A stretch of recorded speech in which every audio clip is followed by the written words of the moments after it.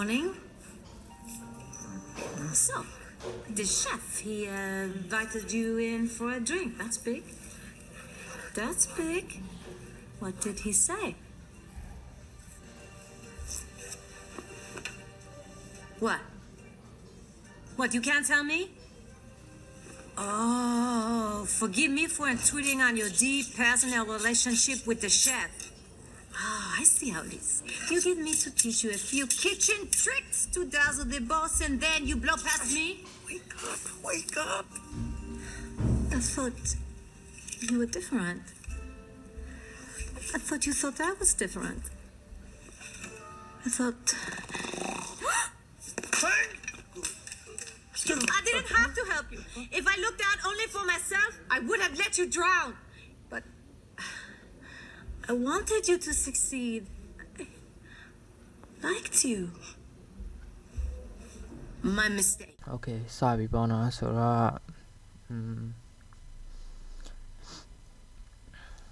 okay. ဒီတော့အဲ့ဟာမကြည့်ခဲ့ပေါ့နော်ကျွန်တော်တို့ဟိုက what the ပါငါဟိုကမရောက်လေကွာတွားပြီအဲ့ဟာတွားခင်ကျွန်တော် vocabulary တွေအရေးသိရမယ်ပေါ့နော် vocabulary တွေအရေးသိရမယ်ဆိုတော့ wait ဒီမှာဥပမာကျွန်တော်ပြန်ဒီမှာဥပမာပထမတစ်ခုက intrude ရဲ့အဓိပ္ပာယ်ပါလဲဆိုတော့ငါမဲ့ဟိုကလုံးလုံးမြောက်ဟာကဆintrude ရဲ့အဓိပ္ပာယ်ကဝင်ရောက်ဆော့ဖိတာပေါ့နော် dazzle ရဲ့အဓိပ္ပာယ်ကဥပမာတရားရအောင်အားသေးစေတာပေါ့နော် wait အမဒီခဏလေးတရားရအားသေးစေတာပေါ့နော် blow pass me ကကြတော့ blow pass ရဲ့အဓိပ္ပာယ်တရားတစုံတယောက်ပေါ့နော်ကြော်တဲ့သွားပါအဲ့လိုပုံစံ look how only for myself ရဲ့အဓိပ္ပာယ်ကကြတော့ကိုယ်တည်းကိုပဲကြည့်ရပေါ့နော်နောက်တစ်ခါကျတော့ I intentionally ကကြရဲ့အဓိပ္ပာယ်ကျတော့မရည်ရွယ်တာပေါ့နော်မရည်ရွယ်ပဲပေါ့နောက်ကကျ entrap ရဲ့အဓိပ္ပာယ်ကနောက်စစ်တာဒါမှမဟုတ်ဝေရောက်ဆော့ဖြစ်တာပေါ့နော်အဲ့ဒါ entrap နဲ့ intrude နဲ့နည်းနည်းလေးဆေးတယ်ပေါ့နော်နောက်တစ်ခုကကျတော့ get involved ရဲ့အဓိပ္ပာယ်ကကျတော့ပါဝယ်ပတ်တဲ့တာပေါ့နော်ဝေရောက်ဆော့ဖြစ်တာနဲ့အတူတူပဲတုတ်ခုအဓိပ္ပာယ်တွေပေါ့နော် okay အဲ့ဆိုသွားရအောင်ဆိုတော့ဇက်လိုက်ရဲ့အသွားရဒီ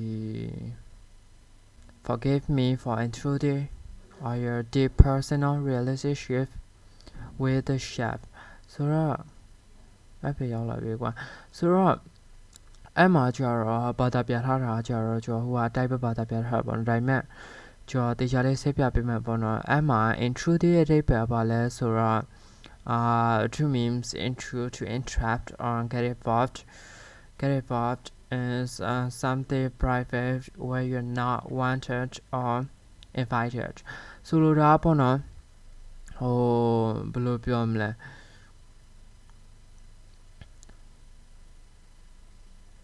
ဆိုလိုတာပေါ့နော်အဲ့မှာဘာမှလို့စီးရပါတော့ဆိုလိုတာအလုံးစီးရဒါမှမဟုတ်ဖိတ်ချဆင်းမစီးရဲပေါ့နော်ဟို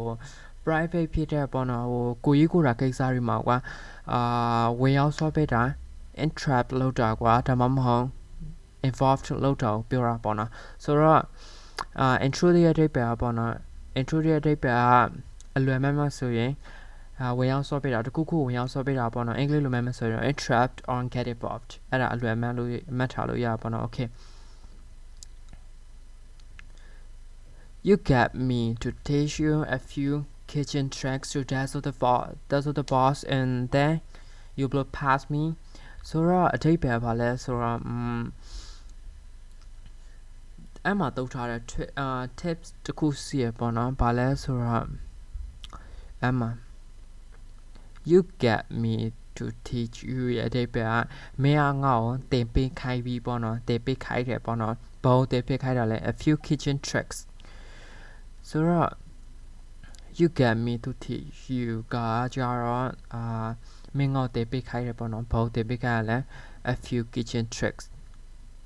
ဟိုမိဖို့ကြောင့်ရဲ့ skills တွေပေါ့နော်ဟို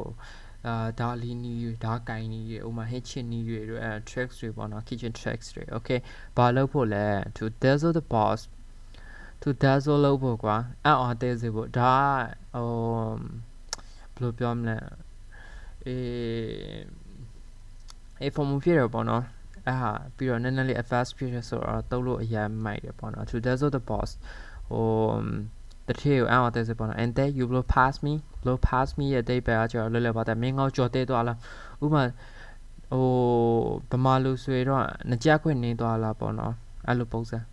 မင်းငေါ့ကိုပါလဲပေါ့နော်မင်းငေါ့ကိုဒီ kitchen tricks တွေတင်ပေးခိုင်းပြီးတော့မင်းငေါ့ငကြက်ခွင့်နေသွားလားပေါ့မင်းငေါ့ကြော်တဲ့သွားလားပေါ့အဲ့လိုပုံစံပေါ့နော်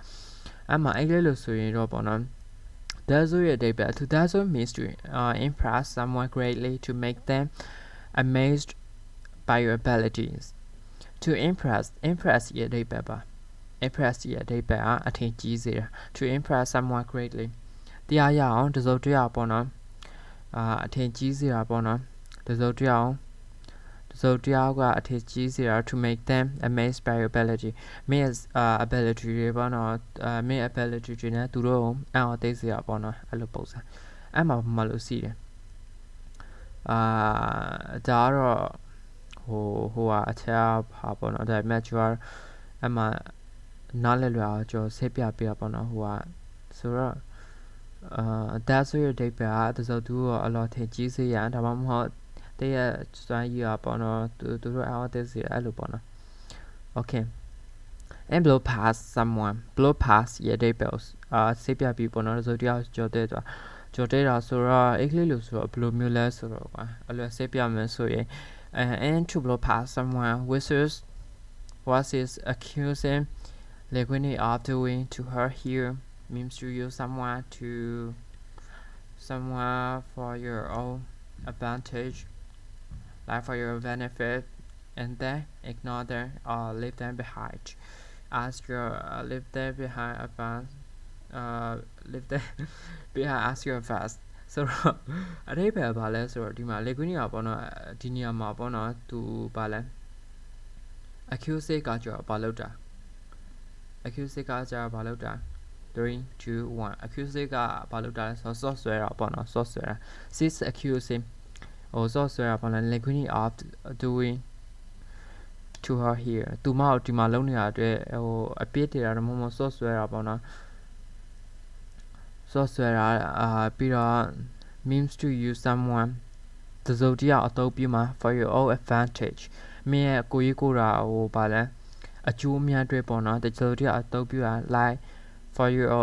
benefit ဟိုမင်းရဲ့ကိုယ်ပိုင် personal အကျိုးများလိုမျိုးပေါ့နော် and then ပြီးတော့ ignore them or leave them behind as your fast ဟိုသူတို့ပေါ့နော် leave them behind ချထားခဲ့တာပေါ့နော် ignore လက်လူရှူတာသူတို့မင်းရဲ့ဟိုအတွဲပေါ့နော် as your advance မင်းရဲ့ဟိုအတွဲ advance တွေပေါ့နော်သူတို့ဟိုချမ်းရေးစေခဲ့တာဒါမှမဟုတ်လက်လူရှူခဲ့တော့ပြောတာပေါ့နော်နားလည်လွယ်မှာပါနားလည်အရင်လွယ်ဆိုတော့ကျွန်တော် save ပြပိုင်okay advance ကကျတော့ as your advance ကကျတော့ကိုယ်ပိုင်အကျိုးစီးပွားတဲ့ပေါ့နော်ဆိုတော့ဒီမှာကျွန်တော်ဗမာလိုရေးပေးထားပေါ့နော်လေဝင်းနီယာပေါ့နော်အီနီယာမှာသူပြမှုနေတဲ့သူမဆိုဆိုတဲ့သူဆိုသူကိုကျွန်တော်ဖတ်ထားတော့ကျွန်တော် translate လုပ်ထားပေါ့နော်အဲ့ဟာမှတ်ထားလိုက်ရပေါ့နော်လေကွင်းကအီနီယာမှာဆိုဆို okay ဒါတော့ဗမာလိုပေါ့နော်ဆိုတော့ဒီမှာ vocabulary လာပြီ I didn't have to help you if I look out only for myself I would have left to drown look out only for myself ဒါအဲ့ရတဲ့ပြကိုပြန်ကြည့်တာပေါ့နော်အဲ့လိုကိုပြန်ကြည့် if I look out only for myself ငါပြန်ကြည့်ခဲ့မယ်ဆိုရင်ပေါ့နော် I would have let you drown မင်းအကြည့်ကြတဲ့ရောက်စေလိမ့်မယ်ပေါ့နော်မင်းဒုက္ခရောက်စေလိမ့်မယ်ပေါ့နော်အဲ့လိုပုံစံပြောတာပေါ့နော် would have let you drown ရဲ့အဓိပ္ပာယ်အဲ့မှာပမာလို့စီးရပေါ့နော်ဒါတော့let you drown ကကျတော့သူ ADS ကျွန်တော်မှ slang ကိုသုံးထားတဲ့ပုံရပေါ့နော်ဆိုတော့အဲ့မှာကျတော့ translate တိုင်းဘာသာပြပေးထားပေါ့နော်ဆိုတော့အဓိပ္ပာယ်တော့နည်းနည်းလေးရွေးနေလိမ့်မယ်ပေါ့နော် okay ဆိုတော့အဲ့မှာခုနလောက်ခဲ့ဟိုဗာလဲမှတ်ခဲ့တဲ့ဟာတွေမှာဗာစီမံ dazzle ရဲ့အဓိပ္ပာယ်ဗာလဲအော်တဲ့စီတာပေါ့နော် dazzle ရဲ့အဓိပ္ပာယ်တစုံတူအော်တဲ့စီတစုံတစ်ခုကဆတ်တစုံတယောက်တဲ့စီတာပေါ့နော် okay to dazzle the boss to dazzle the someone အဲ့လိုသုံးလို့ရပါတော့နောက်တစ်ခုကျ impress ပါလေ impress someone greatly impress ရဲ့အဓိပ္ပာယ်လည်းအထင်ကြီးတာပဲပေါ့နော် dazzle တဲ့ပဲအော်သိစေတာနော် impress ကကျအထင်ကြီးစား to blow past ကြော်တင်းသွားပေါ့နော်မဟုတ်ပါဘူးငါရာရောက်ကုန်ပြီဟာဟုတ်တယ်ကြော်တင်းသွား sorry ကြော်ရာရောက်ကုန်နှုံထုတ်ထားပြီးတော့ blow past ရဲ့အဓိပ္ပာယ်ကြော်တင်းသွား advantage ရဲ့အဓိပ္ပာယ်အကျိုးမြတ် behind as your fast အဲ့ဟာကြတော့အပေါ်မှာပေါ့နော်ဒီမှာ leave them behind as your fast အကျိုးစီးပွားတဲ့ပေါ့နော်သူတို့ခြံထားခဲ့တာပေါ့နော်အဲ့လိုပုံစံကိုအရန်တွေကွာ coffee ထက်ဖြစ်ပြီးတော့သိရမလားအထင်ကြီးဟာစကားသွားပြောလဲစကားပြန်မတူတလို့မတတ်တလို့ပြန်စင်းဆန်တာပေါ့နော်အဲ့လိုပုံစံ blue pass for example နဲ့ပြပပေါ့နော်he helped her get the promotion he helped her get the promotion ကကျ promotion ကကျဒီမှာတရက်ပါတာပြန်မယ်ဆိုတော့ဟိုရာထူးအနေနဲ့တွားယူရမှာပေါ့နော်သူကပေါ့နော်သူမအောင်ရာထူးတို့တွေကူညီခဲ့တယ် but then she blew past him and never spoke to him again ဆိုတော့ဘာလဲဆိုတော့ဟိုသူမပေါ့နော်သူ့ကိုကြော်တဲ့သွားပြီးတော့ဘယ်တော့မှသူ့ကိုစကားအဖေးလုပ်ပြီးတော့စကားပြန်မပြောတော့ပေါ့နော်အဲ့လိုပုံစံ look out အဓိပ္ပာယ်ကျတော့ to look out for someone means ခုနဆက်ပြပြီးပေါ့နော်ကိုကြည့်တာ to look out for someone means to protect and take care of them ဒါ look out for someone look out if I look out for myself but and this here they use someone so means to get another one not myself not ourselves so then to look out for someone's God means to protect ကာကွယ်တာ and take care ဂရုစိုက်တာပေါ့နော်တဲ့သူတို့ဂရုစိုက်ပြီးတာဆိုတော့အဲ့မှာ then လို့သုံးမှာစာ to take care of myself ငါလို့လဲလုပ်လို့ရပါတော့အပေါ်မှာတုတ်ခဲ့တဲ့အတိုင်း so okay ဒီလိုခေါင်းနဲ့ပတ်သက်တာဟာဥပမာတစ်ခုပြပြမယ်ဆိုရင် let me simplify this for you life is meaningless yes that's why you just got to look out for yourself let me simplify this for you ငါမေအဲ့တော့စစ်ပြစီပေါ့နော် life is meaningless ဘာတော့လည်းပဲမရှိဘူးဟုတ်တယ် that's why အဲ့ကြောင့်မလို့ပေါ့နော် you just got to look out